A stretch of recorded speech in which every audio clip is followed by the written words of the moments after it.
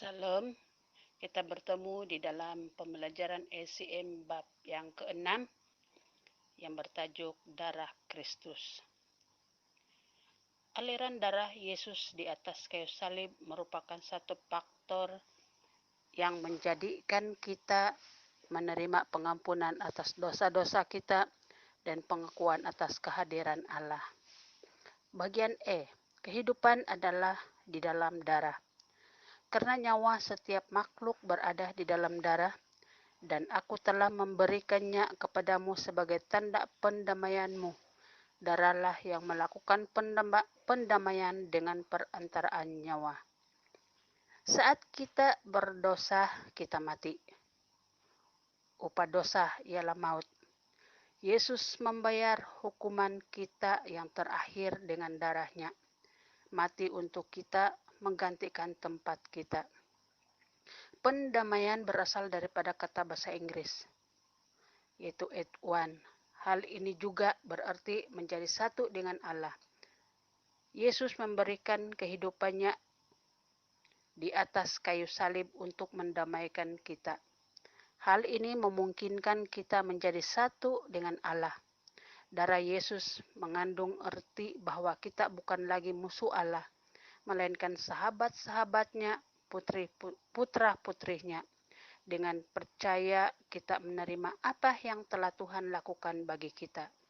Bagian B, apakah pengaruh dosa bagi kehidupan kita?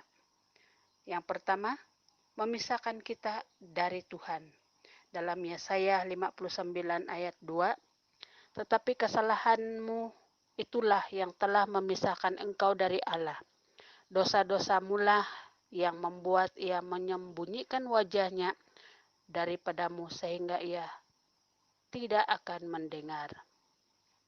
Yang kedua, membuat kita merasa bersalah. Dalam Mazmur 38 ayat 4, kesalahanku telah melingkupi aku seperti suatu beban yang terlalu berat untuk ditanggung. Yang ketiga, mengizinkan iblis menghukum kita. Dalam Wahyu 12 ayat 10, penuduh saudara-saudara kita yang tidak henti-hentinya mendawah mereka di hadapan Allah siang dan malam. Dan yang terakhir, menuntut hukuman mati. Dalam Hezekiel 18 ayat 4, orang berdosa akan mati. Nah, darah Kristus memenuhi keperluan kita. Bagian C, darahnya adalah bagi Allah. Darah Yesus sepenuhnya memuaskan hukum Allah yang menuntut hukuman mati bagi orang yang melanggar hukum tersebut. 1 Yohanes 3 ayat 4, dosa adalah melanggar hukum. Darah tersebut melindungi kita dari hukuman mati atas pelanggaran terhadap hukum tersebut. Di dalam Keluaran 12, Allah memerintahkan orang-orang Israel untuk menorehkan darah anak domba pada ambang pintu untuk melindungi mereka dari pembinasa yang akan membunuh semua anak sulung. Yang pertama, persekutuan dengan Allah diperbaharui. Di dalam Roma 5 ayat 8 dan 9, tetapi Allah menunjukkan kasih-Nya bagi kita dengan cara demikian. Ketika kita masih berdosa, Kristus mati bagi kita. Karena sekarang telah dibenarkan oleh darah-Nya, malahan lagi kita diselamatkan dari murka Allah melalui Dia. Yang kedua, kita ditebus, dibeli kembali dari perbudakan. Di dalam Efesus 1 ayat 7, di dalam Dia kita telah ditebus melalui darah-Nya, pengampunan atas dosa-dosa sesuai dengan kekayaan kemuliaan Allah. Bagian D, darah untuk manusia. Darah Yesus telah memuaskan Allah. Sekarang darah-Nya memuaskan kita dengan menghapus perasaan bersalah di dalam hati kita. Yang pertama, darah Yesus menghapus perasaan bersalah.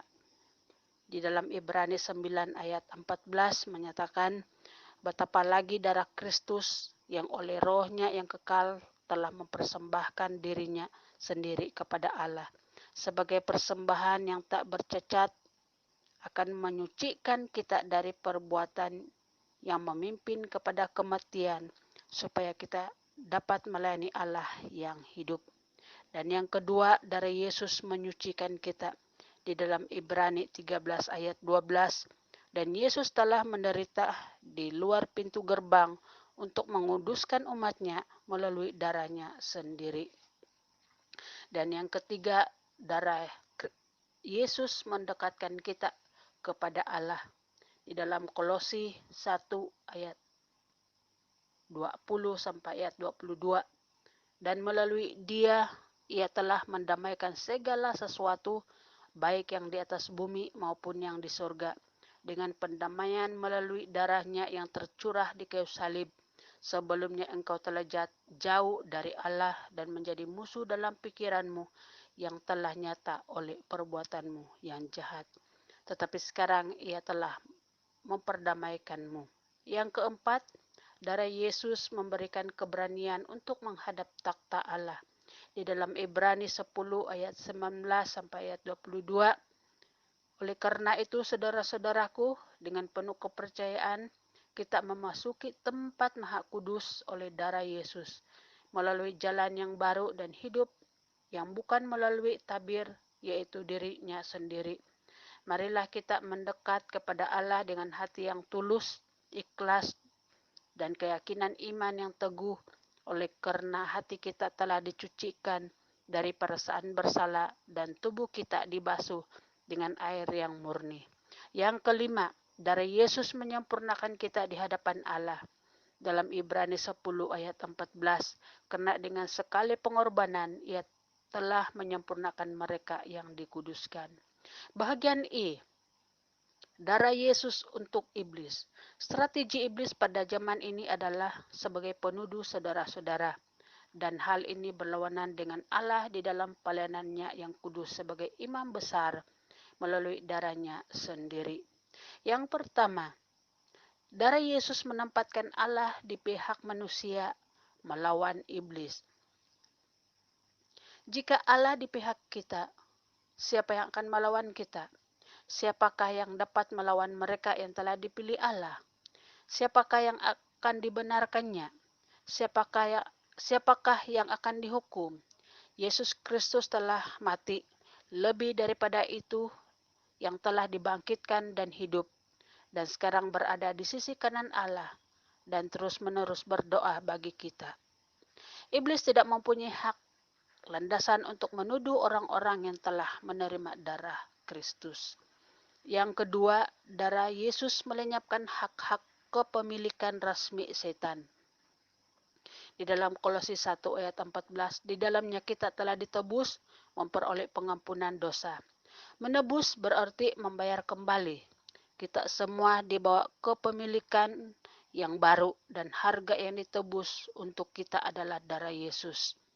Gereja Tuhan yang telah dibeli oleh darahnya sendiri. Bahagian F, apa yang sudah diberikan darah Kristus untuk kita? Yang pertama, kesucian hati. Di dalam 1 Yohanes 1 ayat 7, tetapi jika kita berjalan di dalam terang, seperti Ia ada di dalam terang, kita memiliki persekutuan satu dengan yang lain, dan darah Yesus, anaknya, menyucikan kita dari semua dosa. Yang kedua adalah hidup yang kekal. Yesus berkata kepada mereka, Aku katakan kepadamu kebenaran, jika engkau tidak makan tubuh anak manusia dan minum darahnya, engkau tidak mempunyai kehidupan di dalammu.